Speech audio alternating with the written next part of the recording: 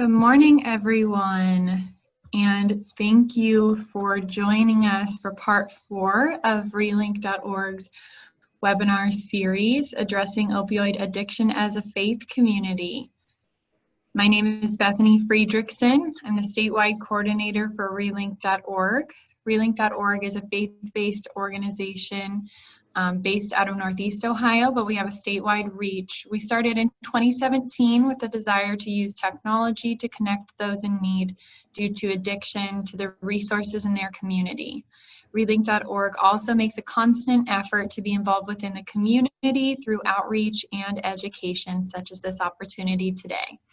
So today I will be facilitating the webinar. If anyone has any issues, please message me directly through the chat or send an email to bfriedrichsen@relink.org, the email on the screen. Just a couple housekeeping items. We're so excited to have nearly 200 registrants for today's webinar, representing counties across the state and a diverse set of backgrounds for our participants. With so many joining us, we want to make sure that we use everyone's time wisely. When you join the webinar, you're muted. If you would like to ask a question, please type it in the chat box or the Q&A. I will be monitoring that to ask questions to our panelists during the open Q&A. With so many on the call, we may not be able to get to everyone's question. However, we do typically try to get to everyone's either before 11 or sometimes we will stay on a little bit after 11 if there's still questions. At 11 o'clock, we will pause for closing announcements, so please make sure to stick around until then. If you can't, that's okay. You'll get a follow-up email by the end of the week, which I guess is tomorrow, and that will include a recording of the webinar that you can rewatch and share. It will also include a certificate of participation and any resources and information that is shared throughout the webinar. And I think that's about it for me. So I will pass this along to Barbara Campbell, our Executive Director, who will get the discussion started and introduce our panelists. Thank you. Thank you, Bethany, and good morning, everybody. Thank you so much for joining us today. I am Barbara Campbell, as I said, and I am the Executive Director of the Dalton Foundation, which is here in Northeast Ohio, and we are really passionate about supporting faith-based organizations that are working in addiction recovery, reentry, and also healthcare. We've been thrilled to support and help start relink.org. We just believe it is a culmination of all the things we do, and we are really passionate about getting people connected, both with resources, but also personally as well. So relink.org is a huge project for us. And we're really thrilled to have this great set of panelists with us here today from diverse backgrounds and perspectives to share about what the faith community has been doing in the past and will continue to be doing as it relates to addiction and how it is affecting the state of Ohio. The title of our webinar today is COVID-19, Addiction and the Faith Community, and we will be discussing how faith leaders and churches can play a key role in addressing the opioid crisis, what differences we're seeing now that COVID-19 has hit and affected all of our lives. And then lastly, we want to share some ways of how other churches or how individuals can also get involved in their area. So without further ado, I want to have plenty of time to hear from our panelists. So panelists, I'm going to introduce y'all one at a time. And as I introduce you, I will ask you to just share briefly a little bit about yourself, a little bit about your background, where you're serving, and then also just jump right into our first question, which is just to share what you and your church community have been doing related to the opioid epidemic. So our first panelist today is Father Bob Stec, who I've been very privileged to get to know over the past couple of years. He is the priest at St. Ambrose Catholic Church in New Brunswick. He's also been a leader and founder of the Greater Than Heroin movement, and he also is a very key leader of the John 17 movement here in Northeast Ohio, and probably a lot of other things I'm forgetting. But Father Bob, I'll turn it over to you. Morning, everyone. Barbara, you just stole my whole introduction. I've got nothing left to talk about here. So Oh, I know that's not true. it's really great to be with you. And I think over the past 20 years, I've had the opportunity to do an event called The Fest, which every year, short of this year, would bring together about 45,000 people for a day of faith, family, and fun. And every year, we try to discern a social need, a social action outreach that we can share with the people that come to this event. Long story short, about 5 years ago, God really placed on our hearts trying to create an awareness over the growing heroin at that time, and then spreading, so to speak, to the opiate crisis. Out of which, because as Barbara mentioned, the fest actually, while sponsored by the Diocese of Cleveland, brings together a lot of religious denominations and a lot of faith leaders and a lot of people. We were able to start creating a coalition that we called Greater Than Heroin, and out of which, as we started trying to listen to the needs, one of the things that we found, and you're going to hear from some of them today, that we are very blessed across the state, and speaking in particular to Northeast Ohio, we are very, very, very blessed to have wonderful ministries, resources, and support for people that are struggling with addiction of every form, and in particular, heroin and opiates. What we found especially was that there was not a lot of just broad-based awareness, and especially not really good access to where everything is at. So you'd have to go through 20 different websites or five pages of Google search to try to find all the resources. So that's really what gave birth to greaterthanheroin.com. And we did a variety of things. I really believe, and it was the scriptures we used this past Sunday. Jesus says, wherever 2 or 3 are gathered together, there I am in the midst of them. And so I think what we tried to do best was trying to bring people together, those who were involved in outreach ministry and support ministry to those suffering from addiction, their families. So we created a series of very large gatherings that brought 200 and 300 and 400 people together, first of all, to try to create the awareness, need to work together, try to identify the resources that were in our region, and then out of which created a one-stop shop called greaterthanheroin.com. And that partnership that we formed was with faith leaders, business leaders, addiction recovery services, civic leaders, great people like the Dalton Foundation as well. From that, the Dalton Foundation has built out an amazing tool called relink.org. And that, for lack of better terms, and all these conversations with the people of the time, the metaphor that we all gave is it was like creating the hotel.com site for addiction services. And as Relink really developed their site where you could go in and find what you need, we started stepping back from the greaterthanheroin.com site because they're doing a lot of it. We came alongside them then and really tried to create the awareness and the community support for the great work that they were doing. I will just quickly tie in then the pandemic. And one of the things that we all consistently heard and know is that it's one thing to help people find recovery services. It's another thing to really come alongside with what they're really missing. So God, faith, support, care, compassion. And as we tried to discern like what would come next, we have been working very closely with the Dalton Foundation and are prototyping right now a website called onehopneo.com.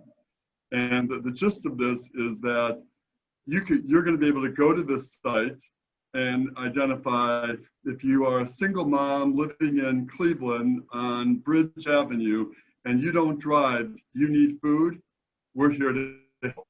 If you are addicted to heroin and you're in Brunswick and you don't know where to go, you need help. If you're depressed, whatever it is, whatever those things are. So what we tried to do with Greater Than Heroin, we are really just expanding and again, using the Relink platform.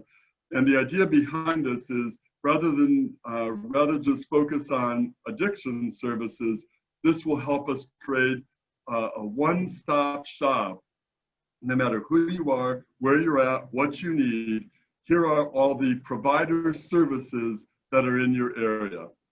Long story short is, I think part of what we have tried to do, especially in addition to the things that I've done here at St. Ambrose, we have tried to bring people together around this issue. And that's why I'm really excited about even this webinar today, that the more we come together around the needs of the community, all the needs of the community, and the better we try to work together ourselves, the better we're going to both model the way of Christ and provide the care and compassion that Christ wants for all his people. That's a long story short. That's the fest. That's greaterthanheroin.com. That's the great connection with Dalton Foundation and moving towards One Hope NEO, which will be a more comprehensive resource to take all the great ministries and services that are already in our area and make them more accessible to the people that are in need. Thank you, Father Bob. Yeah, and we are, as Father Bob mentioned, thank you for the compliments on relink.org. We are really excited to partner on this project. We kind of view it as taking relink.org to the next step. So the first part of that slides that she showed would link directly to relink.org.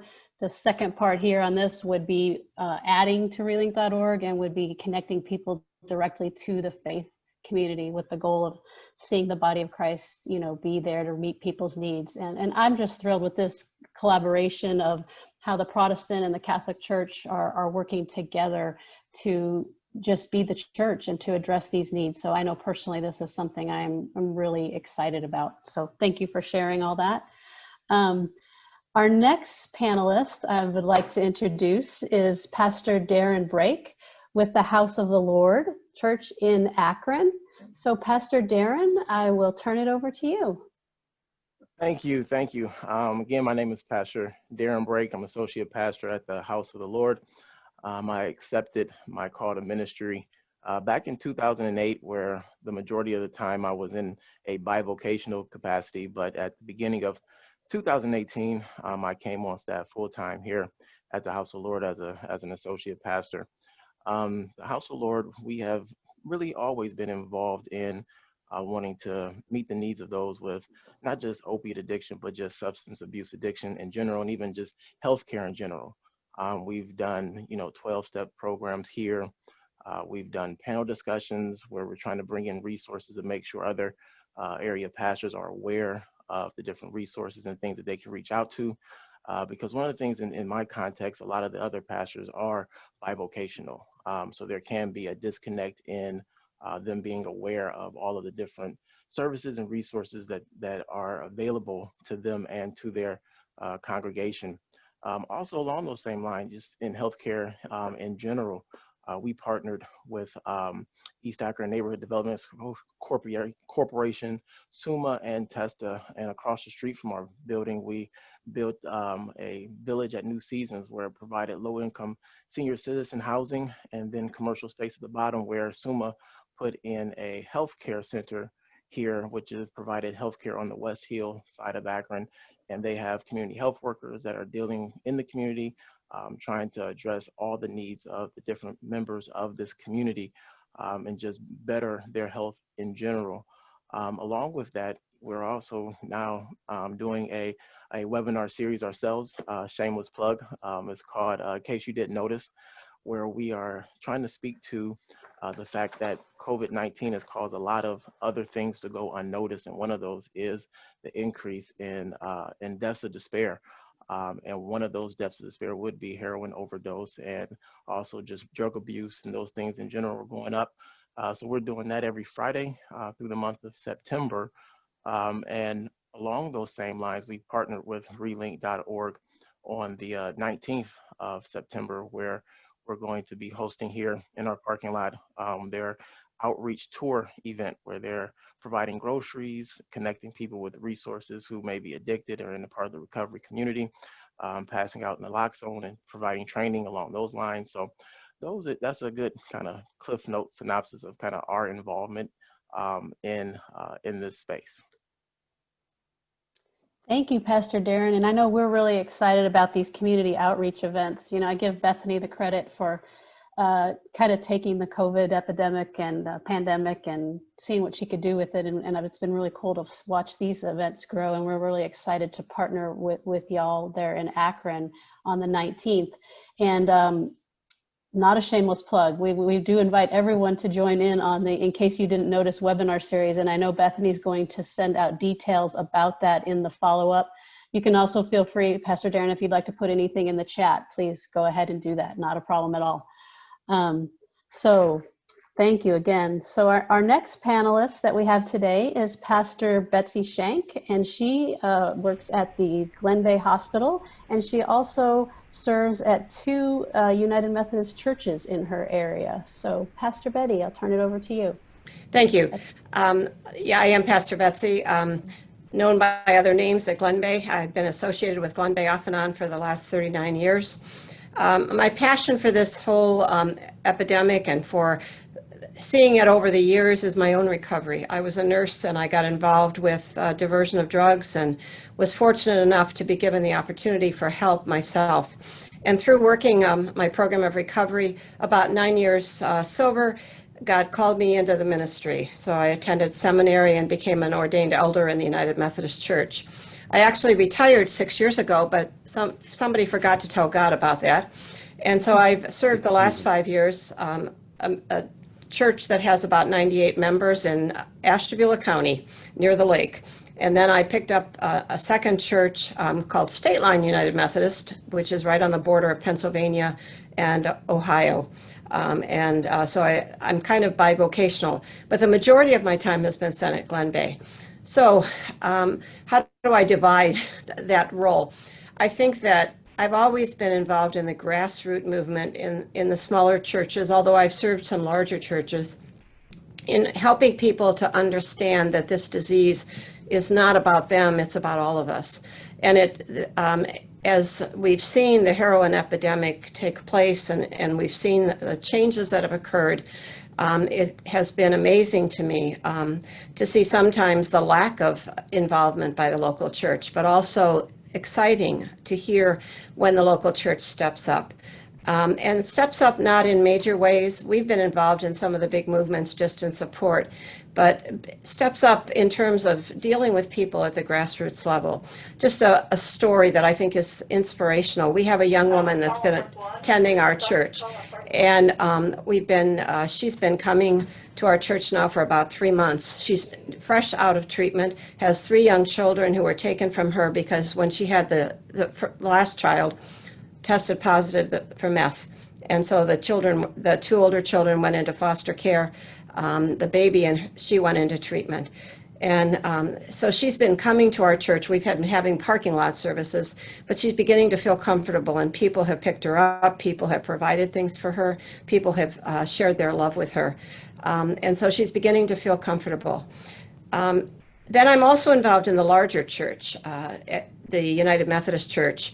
And in that arena, I share my testimony. We encourage other churches to be involved. They did a faith story on the service that I do at Glenbeigh as part of the testimony of how local churches can become involved. And then at Glenbeigh, I've been privileged to have been around this place. I call it the popcorn stand for almost 39 years. Started out as the director of nursing at their adolescent facility. And then the role has grown. As I retired, I came on staff, and I now work pretty much full-time at Glenbeigh. And I've been able to interface with the residents that come here for treatment to see the devastation of the addictions, in person, and to be able to help them find a spiritual base. When the COVID hit, and I know we'll talk about that more later, we began to have church here because patients could no longer go out to local churches. And so we have a Saturday night service that's really more of a spiritual service rather than any one denomination. And we have a fairly good attendance at that service. I also see patients I do a group every week on finding and developing a spiritual program. I see more than 100 patients every month in terms of one-on-one individual counseling sessions, and talk to them about spirituality, their faith. And I think that the most important thing that I have found over the years is that I need to meet them where they're at. You know, one of the problems I think we in the faith community sometimes have had is that we expect people to believe as we do. And so to meet them where they're at, to help them define what they can believe in, and then to help them grow that through prayer and through practices that may include meditation. It's been a real privilege to see the response. Patients here call me gangster because I'm able to talk to them directly. They can't put it over me because I'm also a recovering addict and alcoholic. And it's been an emergence of a major emphasis in this hospital. And we've done some other things to support our staff during this time. You know, we've seen some devastating results of what's happening around, not only with the heroin epidemic, but also with the COVID. And so it's a real privilege to be able to interface. I've been fortunate that Glenbeigh has seen me as an essential worker, and I've never missed a day, except for scheduled days off. I've never missed a day here throughout the whole COVID. And so part of my role with the staff is being able to support them also in terms of their faith, whatever their faith denomination is. We send out a daily inspiration to the staff and all of the outpatient centers of Glenbeigh. And we also meet for prayer every morning during the week to pray for our residents and also the staff. And so it's just exciting. I'm passionate about this because of my own recovery, but also seeing the miracles and the transformations that occur. A story here at Glenbeigh was a young man who came in, and he came to the first spirituality meeting, and he said, I just want you to know I'm an atheist. And I said, okay, so what can you believe in? The next week he came back and he said, well, you know, I think I'm an agnostic. And I said, okay, what does that mean? And then the third week he had found a fortune cookie. And he said, I think I'm beginning to believe in God and Christ. And so the fortune cookie had said, make a decision before you can't. And that touched him because he realized that this disease is deadly. And so I'm kind of a schizophrenic perspective because I both work out in the community, but also inside a treatment center. But it's been a mix that has worked, I think, well over the years. Thank you. Thank you so much, Pastor Betsy. You said something that I had to write down, and because it just makes me smile when I think of all of pastors and priests and how you all serve. And you said, after I retired, I came on staff full time. Yeah. I think that's so funny, but I think it's just so true. When you're serving the Lord, that's exactly how it looks. So I thank you for sharing everything you had to share. Thank you. So let's move on to our final panelist for the day, and that's Pastor Jonathan Price. And he's with Hope Over Heroin and City on a Hill Church and the Heritage House. And we've been privileged to get to, I don't know Pastor Jonathan that well yet, but his colleagues here up in Northeast Ohio that work with Hope Over Heroin are just wonderful, and we're thrilled to get to partner with them as well. So Pastor Jonathan, I'll turn it over to you.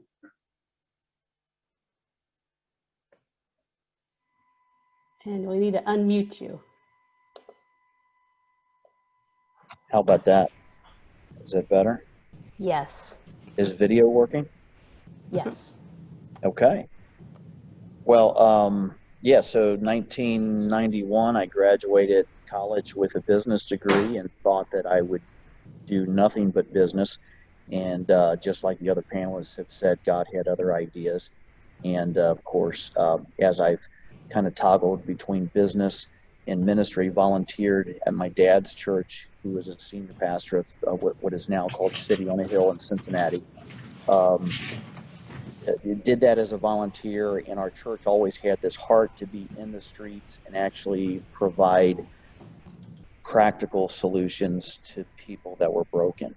And fast forward to 2014, my brother, who's now the senior pastor here, and our good friend Lawrence Bishop, knew of 14 young people on one spring weekend that were in one funeral home that had passed away because of the heroin epidemic. And that weekend was a tragedy and tragic for us, and filled with all kinds of trauma in our own minds, trying to settle families, to get our minds wrapped around what had just occurred, and then also to begin to call the church into not just prayer, but to be able to have boots on the ground, to be able to minister to our community.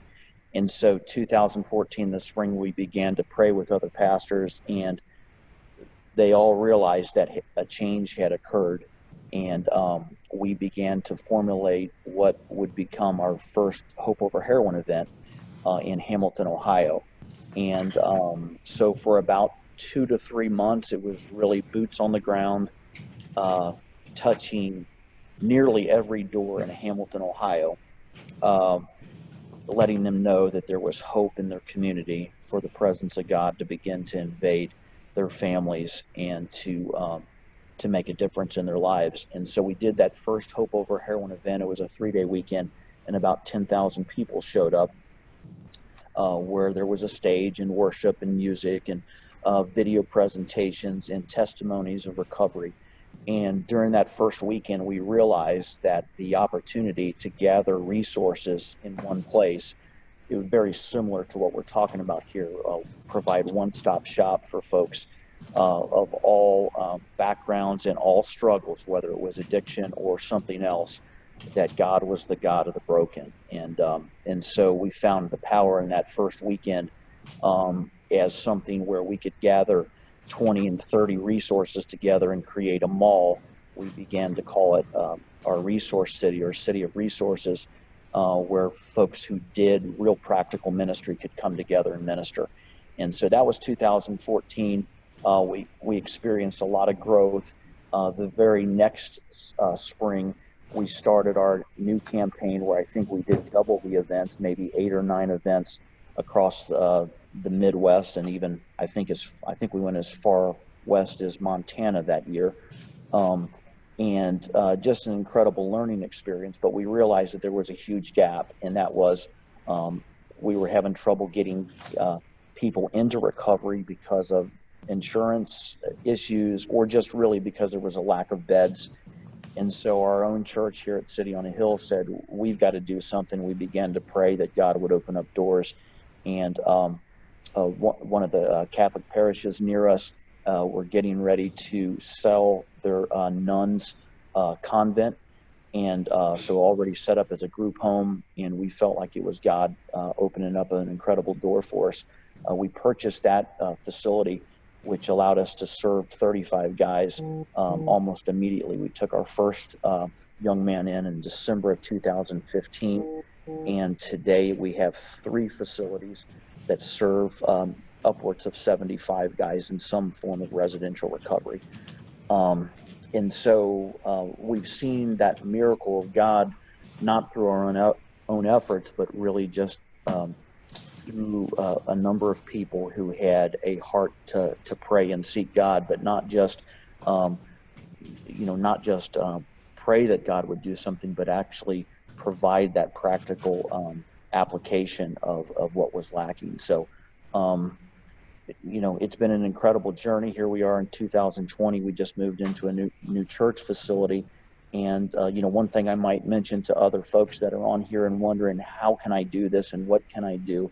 The whole concept of Relink and this panel of experts that have been through this, they have so much information and so much wisdom and so many gifts to be able to give to the community.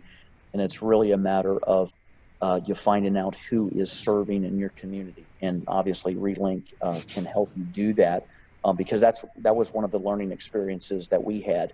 We could recreate the wheel, or we could go and seek wisdom of people that were already doing it and saying, how can we help scale this, and how can we replicate it, and how can we use our own gifts to be able to be uniquely what God called us to be and to do. And so that collaboration is really what has allowed our growth to happen, because of really seeking the wisdom of Father Bob's and folks that were in our community that had dedicated their lives to recovery. So we're grateful to be able to stand on the shoulders of giants, and we still have a heart for this because we have our own kids and we have our own families, just like everybody on this call. Whether you've actually had addiction in your families or not, our premise and foundation of of ministering to young men is to be able to know that really I don't have the clinician background. I don't have the any kind of the medical side of this. All I have is an encounter with God that has allowed us to know that when there's a young man, he's got parents that are either desperate to get him help, or he's all alone without those parents. And so we've become their parents. We've become people that see each and every guy as if they're our own kids. And that helps drive us every single day, because it can be overwhelming. None of this is in a vacuum where you say, okay, a guy's going to come in at 9 o'clock. He's going to get right into the whole curriculum piece. He's going to be able to, go through this 10-month recovery program. Nothing is in a vacuum. Many guys come to us with not just an addiction, but many times a dual diagnosis. They also come with, warrants and multiple jurisdictions where they have court cases, child support things. We learned on the fly how to do case management. We didn't know that's what we were doing, but we were really just trying to solve individual young men's problems as they came to us. And then after a while, we began to realize that there was a solution to this by really just creating a case management system. So we've learned on the fly. We're not there. We get there day by day, and we continue to learn. And I'm just grateful that there is a community in Ohio that loves the addicted, that loves the broken, and that is continuing to collaborate like this to be able to provide miracles every day. So I'm grateful to be here today. Thank you so much, Pastor Jonathan. As y'all were talking, I was just thinking of what a cool panel this is. It's so diverse, but it's also everything from big, huge events, from the Fest and the Hope Over Heroin events and the Greater Than Heroin events, down to the one-on-one, I call it the hand-to-hand combat, where you're just meeting people where they are and walking with them through the process.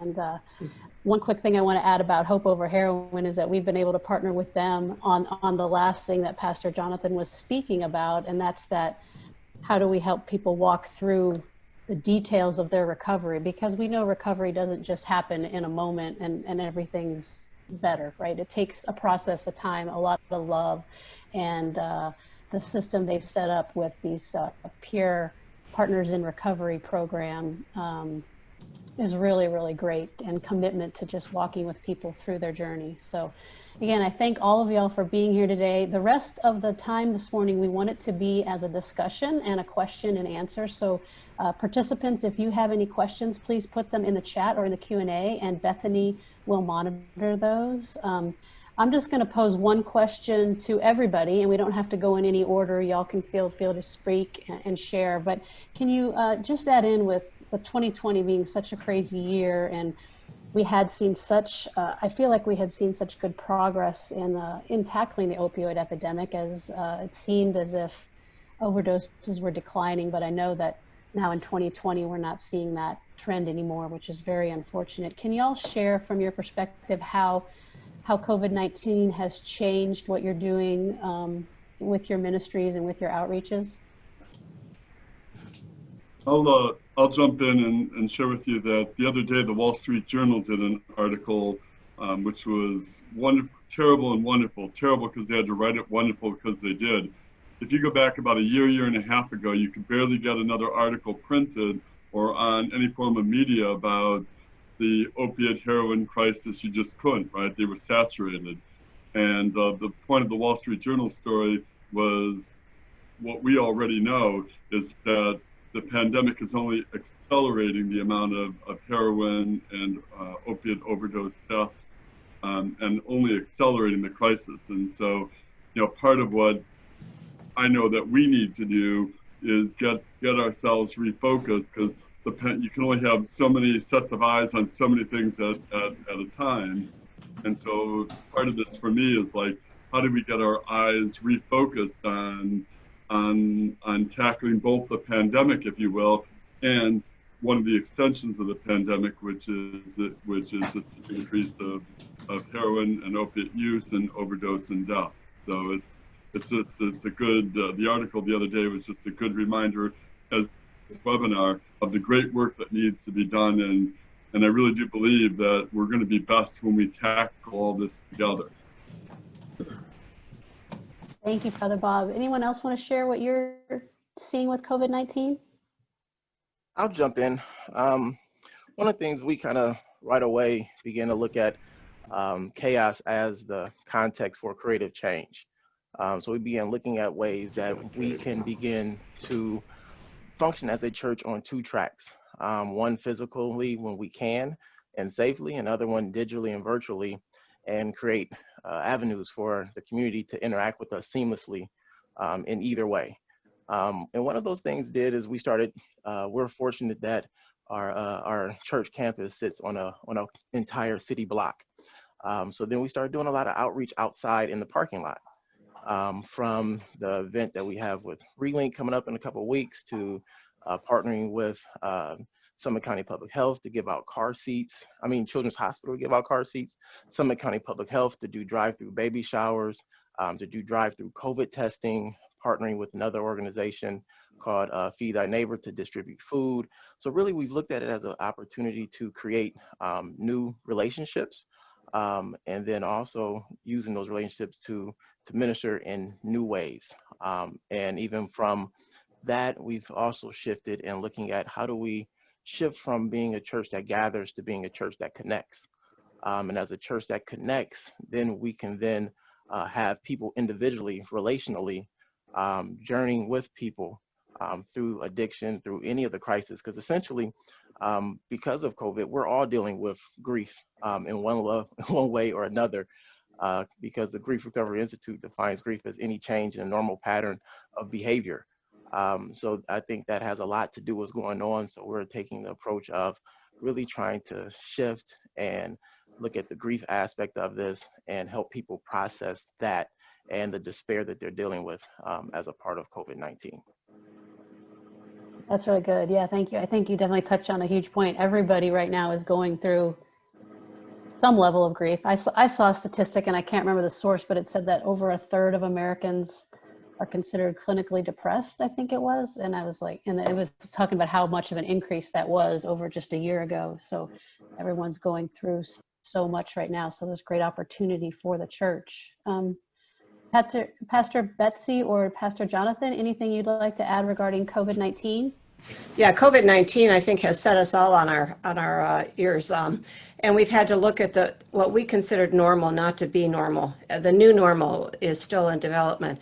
On an outside, in my role as a pastor in the community, we've done a parking lot service with an FM transmitter, and that has enabled us to broadcast to about 1.5 mile range around the city of Conneaut, where the larger church is located.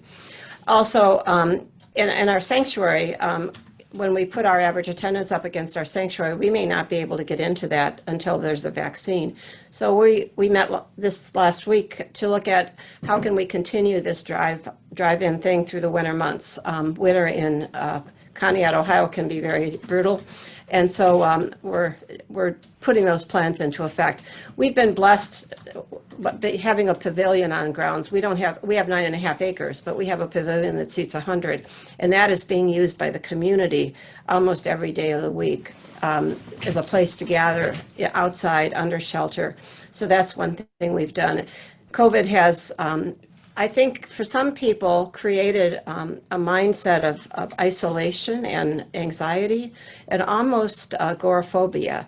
And so we've been trying to reach out to our members in that way and to the community in that way. We have people who come to our drive-in service that we have no idea who they are.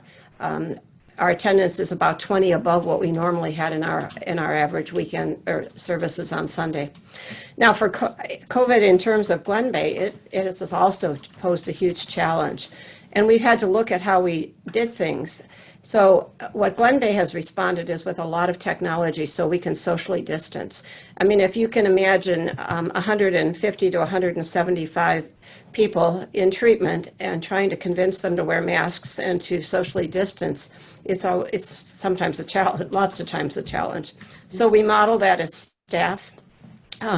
We respect them, but we also have some guidelines. We've had to revamp our whole food system in terms of how we serve food.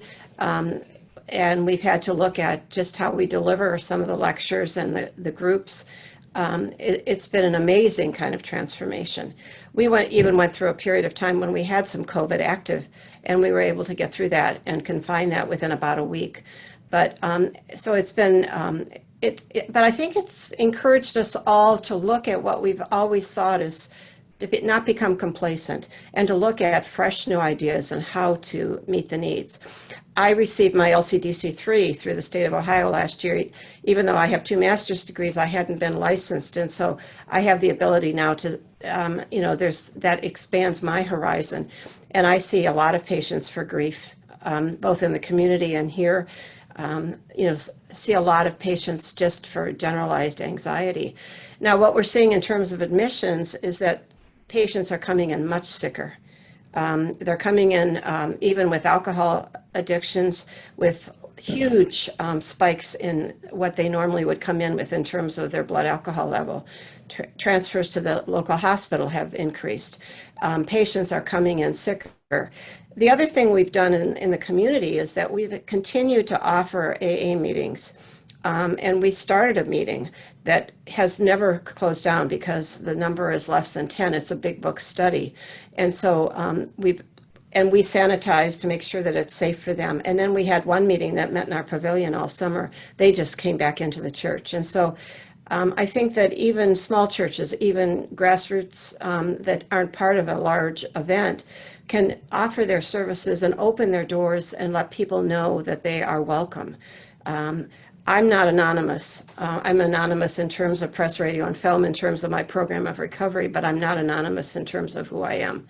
And the church I serve, both churches I serve, celebrate that. And so I share my story as a way of letting people know that this is not, people that are derelicts aren't the only ones who get this disease. And I'm not suggesting that they're derelicts, but every one of us can happen. We try to celebrate the lives of people that we know have died as a result of this, not celebrate the fact that they died, but celebrate who they were. And we talk about it, and we come together in grief. And so those are just some of the ways that, that we've tried to respond. Thank you, Pastor Betsy. That's wonderful. Pastor Price, how about you down in the Cincinnati area? What are you seeing? Yeah. Well, as crazy as COVID is, as the panelists have said so well, God's not surprised by this epidemic. And so I think it has given us an appreciation of what to do in the meantime. Hope Over Heroin obviously is this big crusade event, but we've always had the grassroots kind of approach to say, if only one young man or woman gets into treatment or their life is saved, then it's worth the efforts. And so during this period of time, I know our directors, Rosalie and Blazine, have worked on robust systems to be able to still connect individual to great resources, one individual to another great resource, and on and on and on. And that's duplicated on a daily basis.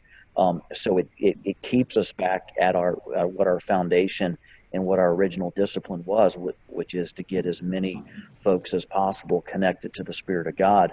And sometimes that road's a little bit different. So, we always say that there's only one way to the Father, and that's through Jesus, but there's a lot of ways to get to Jesus. And so, we're grateful for the opportunity to be able to say, okay, the epidemic's here, we have to change how we do things, but we're still going to connect individual people. And so we're still doing one-on-one individual things for sure.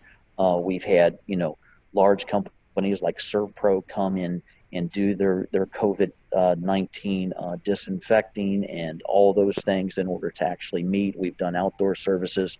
We're meeting back, and just like Pastor Betsy said, we had several people that battled COVID. I know probably at least 10, probably 12 or 15 people that were connected to our church that tested positive for COVID. Some were asymptomatic. We've had other folks that have been sick throughout this that tested negative, and we've continued to have to adapt. And we've had times where we've had to close down for a couple of weeks and kind of rejuvenate, do the disinfecting, but still with the heart of ministry.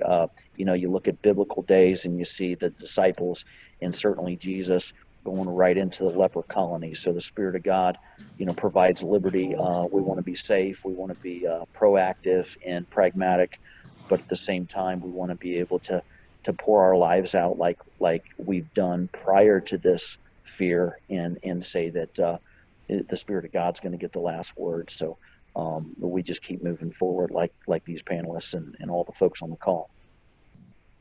Thank you so much. Yeah, it's been really great, I think, to just see how the challenges have brought about our creativity and our resolve to still continue the work and to thrive despite the challenges. So it's great to hear from all of y'all on that. I'm going to turn it over to Bethany. We do have a few more questions that we've prepared for all of you, but I also know she is monitoring the questions that are coming in. So Bethany, I'm going to turn it over to you for the next round of questions. Okay, great. Thank you. And just, if people have questions, continue to send them in the chat. I think most of them either have been answered in the chat or the Q&A so far. So please continue to send those. After I ask a couple of our pre-planned questions, I will take a look and we can continue to ask any attendee questions. So one of the other things that we wanted to pose to you all is, what are your thoughts on how the faith community is uniquely positioned to help address social issues like the opioid epidemic? Does anybody have any thoughts on that? It doesn't matter who goes first. Well, I'll use the shift from greaterthanheroin.com to One Hope NEO as kind of like, I think, part of what the faith community can really uniquely contribute. So if you think about the heroin crisis, there's, we can do the science of this, but ultimately it's a crisis of hope, it's a crisis of community, it's a crisis of meaning and purpose. And one of the things that we often talk about in the gatherings that we did through Greater Than Heroin is that ultimately, we need to address the immediate crisis, which was the overwhelming amount of overdoses taking place. But underneath all this is really just how do we give people light in their darkness? How do we give people hope and the promise of a better day? How do we surround one another with a sense of community that no child of God walks alone? And so ultimately, if you think about some of those spiritual themes that I think are underneath both the opiate crisis and the pandemic, it is the faith community that is uniquely equipped to step into that space, to bring a light that is stronger than darkness, a sense of community, a sense of hopefulness, and a deeper understanding that every child of God is wonderfully made, uniquely equipped, and God has a purpose, a meaningful purpose for each of our lives, in addition to bringing a sense of support as people unpack that meaning, if you will. So on both the pandemic and the addiction crisis that we're going through, I really think, I think all of us, it would be of concurrence that it is the faith community that is greatly needed.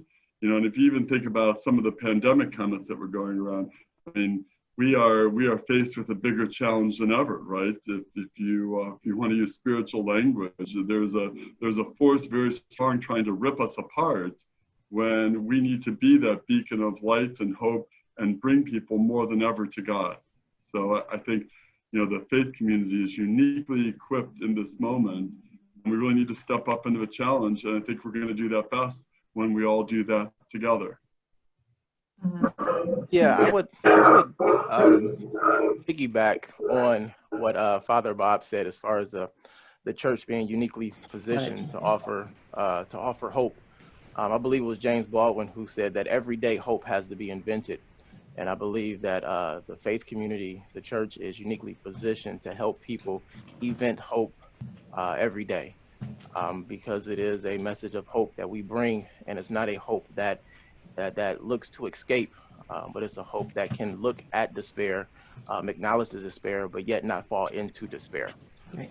And I believe that we are uniquely positioned. I was listening to a lecture from Dr. Goldman, and he had talked about when people who are often serving those in recovery say the top two things that they need are, housing and employment.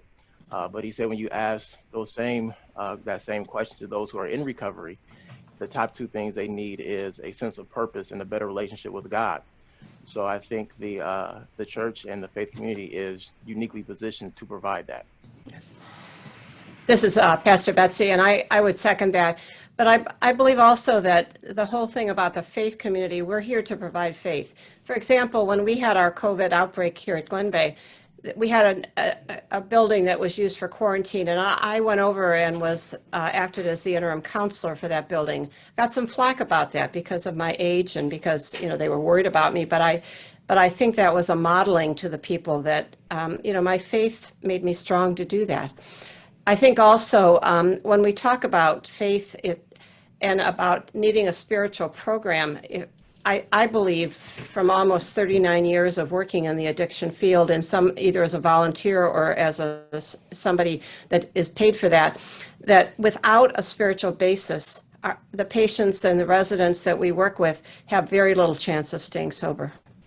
And so that spiritual component, whether it be in God, the traditional Judeo-Christian God, whether it be a faith in Judaism, whether it be a faith in Buddhism, but without that spiritual component, most of the time, those patients don't have a chance to stay clean and sober. And if you talk about people in recovery, they need to have that spiritual foundation. They need to have that spirituality. And I think that's one of the roles I do here. I've been recognized as an important part of the facility because the patients all know me. They know that they can come to me and I will not judge them. They know that I will help them to develop their own spiritual base. And as a result, they can develop hope, because without hope, without faith, their chances of recovery are very slim. Mm-hmm. Yeah. I think that we've, working in this space have definitely experienced that as well. Pastor Price, anything to add to that? Oh, you're muted. Sorry about that. That's okay. Is that there? Okay. Yeah. Yeah, I mean, completely agree. Our focus of getting men and women into recovery is to introduce them to the Spirit of God, because we believe that that's where total change can happen. Obviously, there's a lot of steps in between there. There's a lot of folks who don't believe, but we want to give people an opportunity to experience the presence of God brand new. One thing that we've learned is that you look at a life that's been devastated by addiction or any other kind of brokenness, and oftentimes that resident or that patient comes in with the ideal, at least subconsciously, that they're going to recover their old life. And one thing that we've realized through this journey is that their old life doesn't exist. Even no matter how incredible their memories might be, it might not be filled with trauma and tragedy, but we've been able to, when introducing people to the presence of God, you're able to let them know that the life that is to come, even though you can't recover the old one necessarily, this new life can be one filled with all kinds of potential if you've got folks that are walking with you as if they're your own family members. And so really that's kind of how we approach it. But yeah, the faith community filled with hope, just like the other panelists said, is that primary focus that I think really changes lives. Yeah, I think that's great. Hey, Bethany, can I ask a quick question of something that has been just kind of laying on my heart? I so appreciate this panel and how you are sharing and your experience with being on the front lines and engaging with people struggling with addiction and other things. I think as a layperson, one of the criticisms I hear of the church is that the church can be judgmental. And I know, again, talking with y'all, being on the front line with all your experience, that's not your position, but Do you see that as a problem in the church in your areas? And if so, is there anything you are doing or that we could do to address that? Because again, I think we all agree that, you know, the church, when we are who we are supposed to be, we are the solution, but somehow that, and I think I know how, but through pride and other reasons, that judgmentalism can come through. Is there a way that you all are dealing with that, or any advice on that? Well, this is Pastor Betsy. I would say absolutely. The one thing I hear from people in treatment is that one of the reasons they don't get involved with religion is because of that judgmental. They've been hurt by the church. They've been judged by the church. And I think the only way that I've been able to work with that, and this has been through the United Methodist Church, the general church.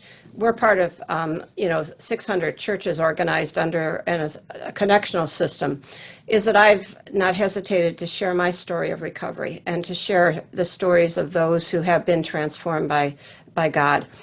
I think that sometimes trying to find out why, a lot of times the people who are the most judgmental are the ones who are not only suffering from addiction themselves, or they have family members that are suffering.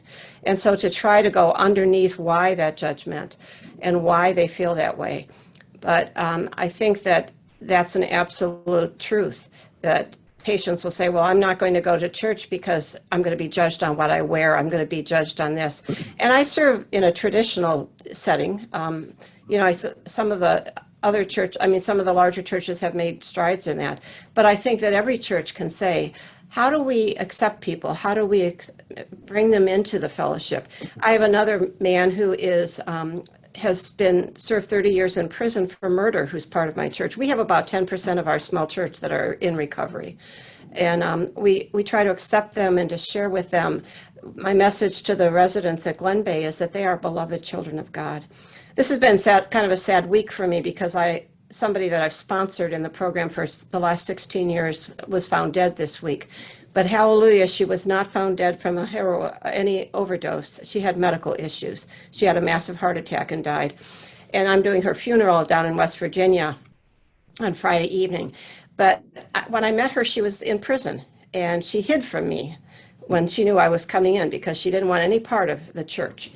And yet I started to go to meetings with her, and we got to be friends. And then she asked me to sponsor her. And as I reviewed her Facebook page this week, just to think about, where she's come, it was filled with hope and joy and just so happy to be sober and clean. And those messages, I think, need to be shared.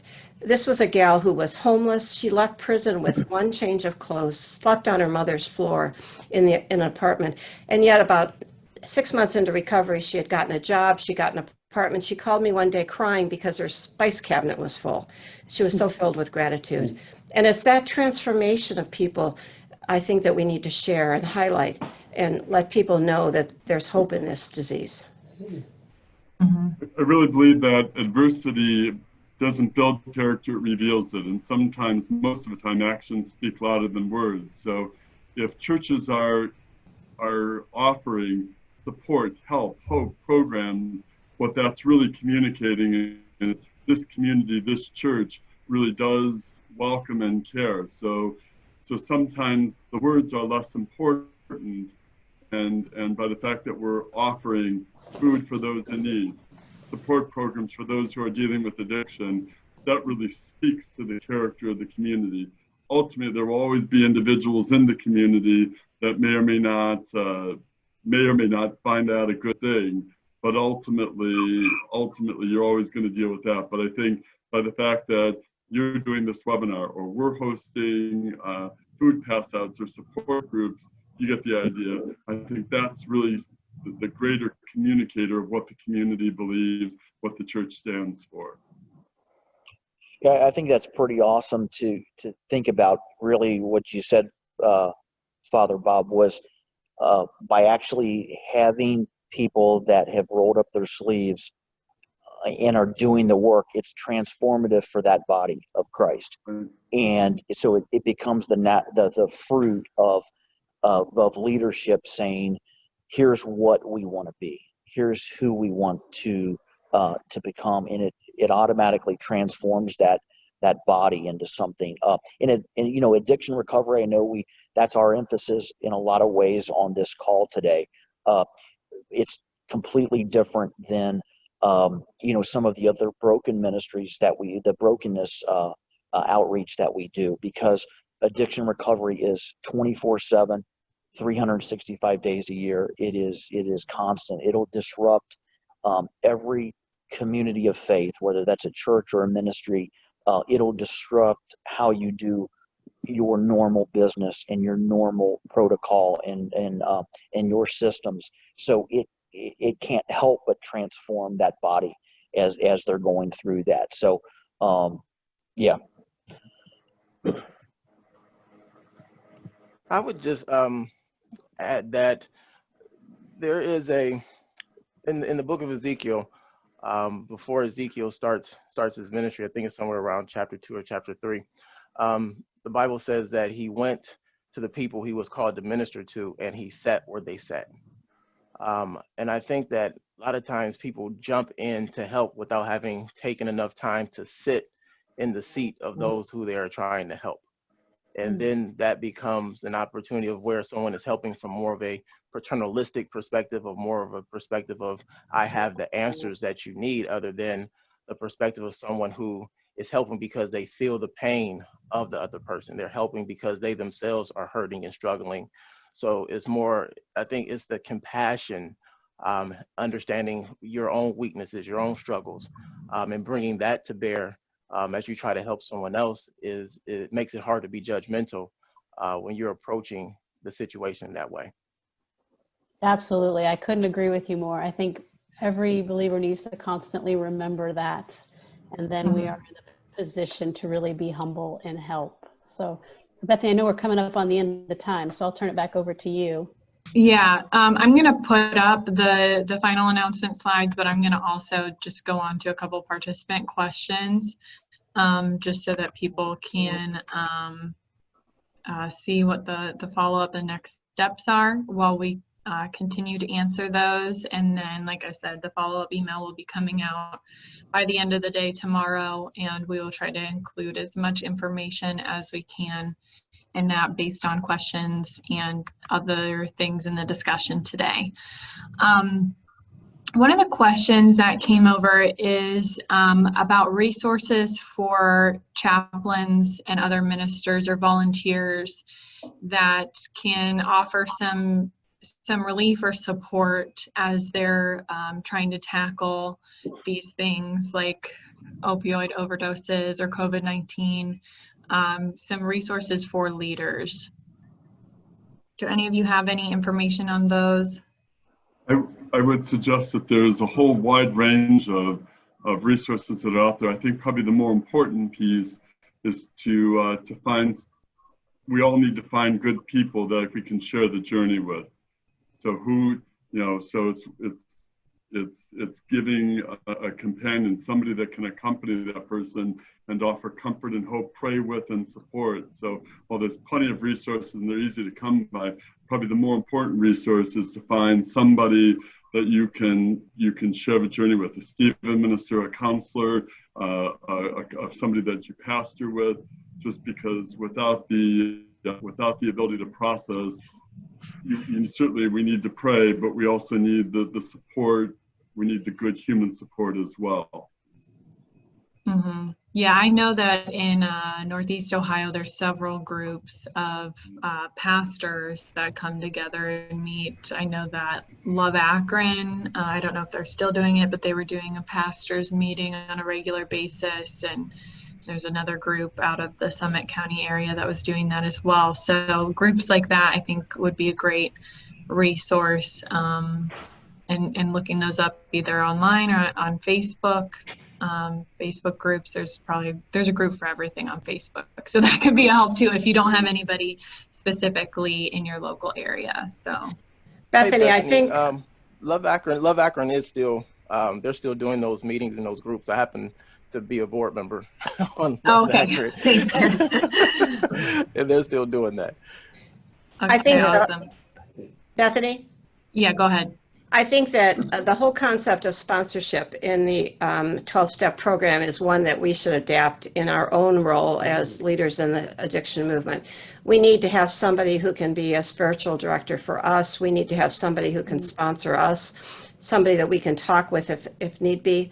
And that was an essential part of my spiritual growth. Was I had a sponsor for 26 years until she died about 8 months ago. And now I have a temporary sponsor.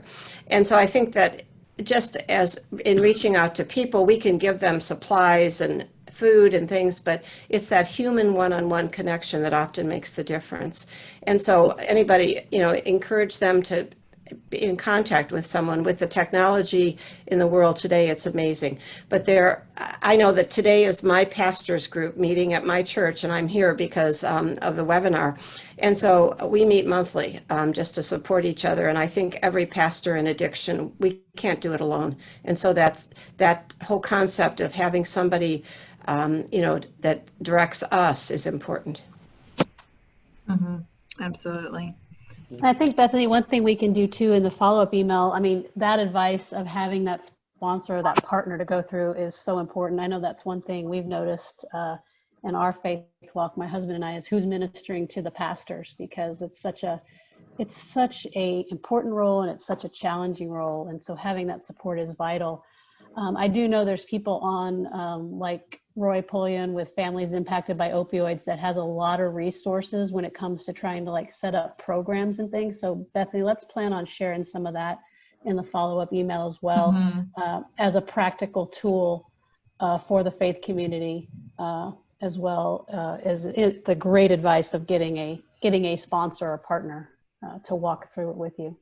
Mm-hmm. Yeah, I think so too. We'll make sure to share that. Another question that is kind of along the lines of what we were discussing earlier, and this may be, as someone who is maybe a treatment provider or something like that, is kind of the audience I'm thinking, or just a community member. How do you approach churches who are not currently open or involved in addressing this or doing programming? How would you recommend somebody do that?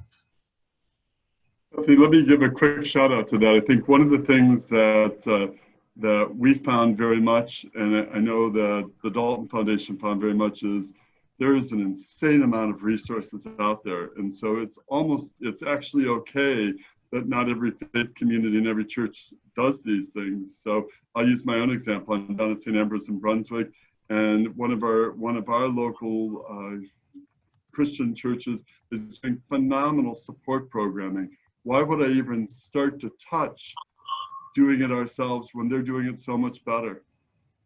And so I think what we need to do a better job of is, instead of spreading ourselves out, supporting programs that are here, supporting communities that are already doing these things. If there's certainly unmet needs in a region, that's a different conversation, but we don't all need to be doing the same thing. Because the needs are so vast and great. What we need to do is a better job of supporting one another where the great resources, ministries, and programs already exist. That's an excellent point. Yeah. Mm-hmm. Any other thoughts on that? Honestly, that's why I'll give a shout out. Honestly, I'm a big fan of relink.org, right? It's just, all the resources are there, and so better that we should bring people, to what is best and being done so well already than just keep trying to recreate more and more and more. Mm-hmm. Yeah, I agree. Let me see if there's any other questions. I think there's a couple other ones that may be more like individual or specific that I can send to you all, or we can respond to in the follow-up. If anybody else has any additional questions, you can always send them to me at bfriedrichsen@relink.org. Do any of the panelists have any last things that they want to share with our attendees today? Anything additional?